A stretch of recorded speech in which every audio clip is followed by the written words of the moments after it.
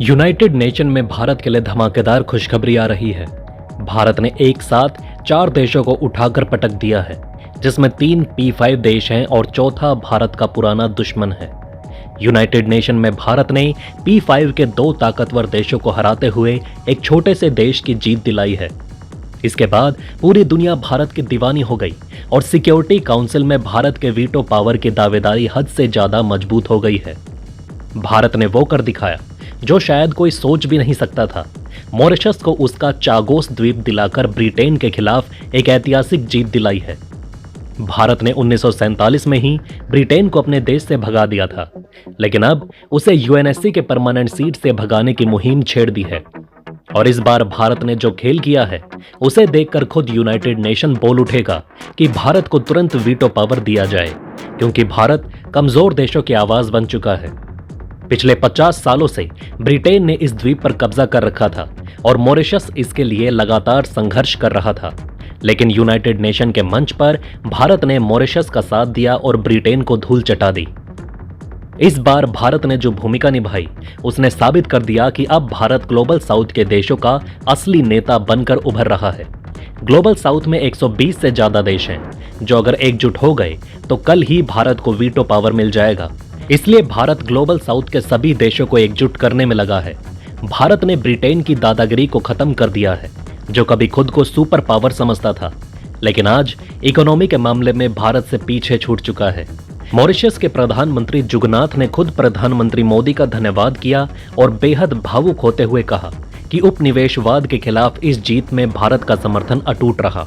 Mauritius इसलिए रो रहा है क्योंकि उसे पता था कि वो अकेले अंग्रेजों को नहीं हरा पाएगा, लेकिन भारत ने उसे इस संकट से बाहर निकाला है, इसलिए उसके आंसू टपकने लगे हैं। भारत के प्रति ममता के इस दृश्य ने यूनाइटेड नेशन के 193 देशों को झकझोर दिया। अब सवाल यह है कि क्या ब्रिटेन को अब भी यूएनएससी की परमानेंट सीट पर बने रहने का हक है, क्योंकि इस देश ने पिछले 33 सालों में एक बार भी वीटो पावर का इस्तेमाल नहीं किया है।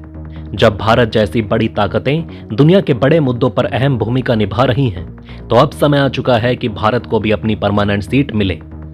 भारत ने जैसे ब्रिटेन के खिलाफ जाकर मॉरिशस को उसका द्वीप दिलाया, ठीक उसी तरह यूएनएससी की परमानेंट सीट को लेकर भी भारत अपनी दावेदारी और मजबूत कर रहा है, जिसके बाद ब्रिटेन अपना परमानेंट सीट छोड़ने के लिए मजबूर हो जाएगा। अब भारत की आवाज सिर्फ एशिया में नहीं बल्कि पूरी दुनिया में गूंज रही है। लेकिन अब सबसे मजेदार बात जान लीजिए, क्योंकि भारत ने ब्रिटेन के साथ साथ अमेरिका को भी सबक सिखा दिया है। चागोस द्वीप, जिस पर ब्रिटेन और अमेरिका ने 99 साल से कब्जा जमा रखा था, अब मॉरिशस को सौंपा जा रहा है। ये वही द्वीप है जहां डियागो गार्सिया स्थित है, जहां दोनों देशों का ज्वाइंट मिलिट्री बेस है। असली बात तो यह है कि इस जीत के पीछे भारत का बड़ा हाथ है, जिसने संयुक्त राष्ट्र में ऐसा दबाव बनाया कि ब्रिटेन और अमेरिका को झुकना पड़ा। यानी कि भारत के आगे P5 के 2 ताकतवर देश घुटने टेक चुके हैं। 1968 में मॉरिशस को आजादी मिल गई थी, लेकिन ब्रिटेन ने चागोस द्वीप पर कब्जा बनाए रखा। 2017 में यूएन में भारत ने मॉरिशस का समर्थन किया और भारत के बढ़ते दबाव के कारण अंतर्राष्ट्रीय अदालत ने भी मॉरिशस के हक में फैसला लिया। लेकिन जब भारत ने अपनी राजनयिक ताकत दिखाई, तब ब्रिटेन और अमेरिका को पीछे हटना पड़ा और चागोस द्वीप मॉरिशस को मिल गया। ठीक यही प्रक्रिया भारत को अपने वीटो पावर के लिए अपनाना होगा, तभी जाकर ब्रिटेन अपनी सीट छोड़ेगा। यूएनएससी में परमानेंट सीट पर बैठे इन दोनों देशों का एक और अत्याचार सुनकर आपके रोंगटे खड़े हो जाएंगे। डियागो गार्सिया असल में मॉरिशस की जमीन है, लेकिन ब्रिटेन ने इसे 1966 में बिना मॉरिशस की इजाजत के अमेरिका को 50 साल की लीज पर दे दिया। 2016 में जब लीज खत्म होने वाली थी, तो इसे और 20 सालों के लिए बढ़ा दिया गया। मतलब इन दोनों P5 देशों ने मॉरिशस को जमकर लूटा है। अमेरिका ने वहां के मूल निवासियों को घरों से निकालकर ब्रिटेन और मॉरिशस भेज दिया और अमेरिका ने वहां वायु और नौसेना बेस बना लिया। डियागो गार्सिया अब अमेरिका के मिलिट्री ऑपरेशन का बड़ा केंद्र है, लेकिन यह सब बिना मॉरिशस की इजाजत के हुआ।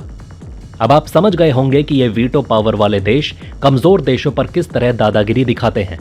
भारत ने इस अन्याय को दुनिया के सामने लाते हुए संयुक्त राष्ट्र में मॉरिशस का साथ दिया और इस मुद्दे पर ब्रिटेन और अमेरिका को कटघरे में खड़ा कर दिया और अंत में भारत और मॉरिशस की जीत हो गई। क्या आप भारत के इस एक्शन से संतुष्ट हैं?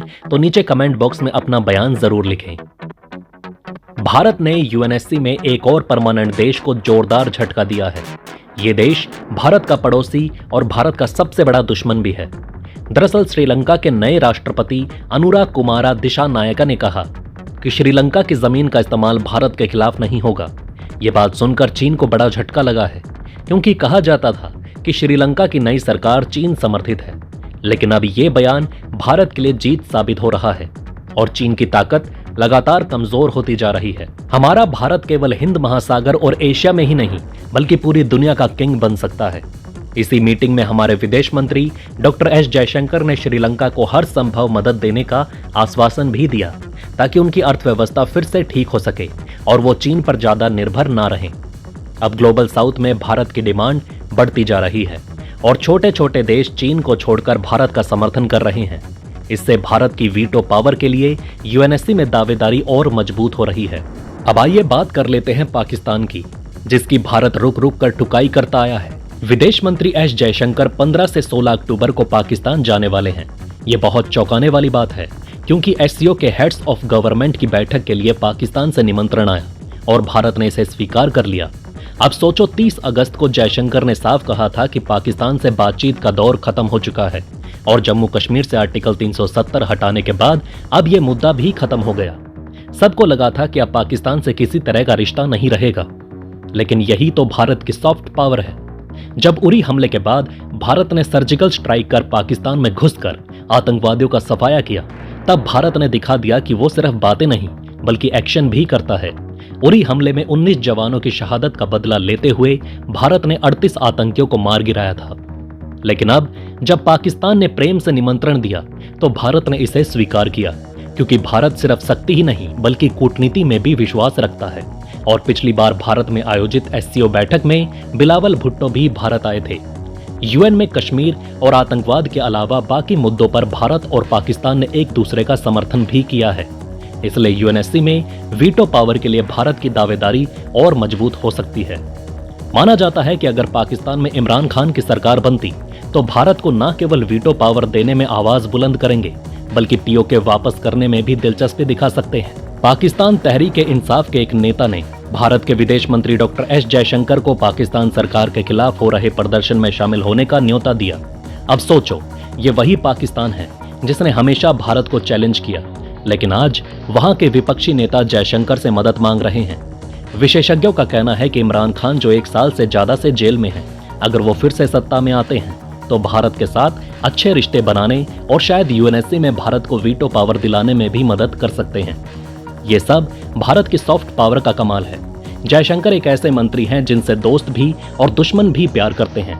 सही तरीके से डील की जाए तो पाकिस्तान से रिश्ते और पीओके पर भी बातचीत हो सकती है। तो दोस्तों, इस वीडियो में फिलहाल इतना ही।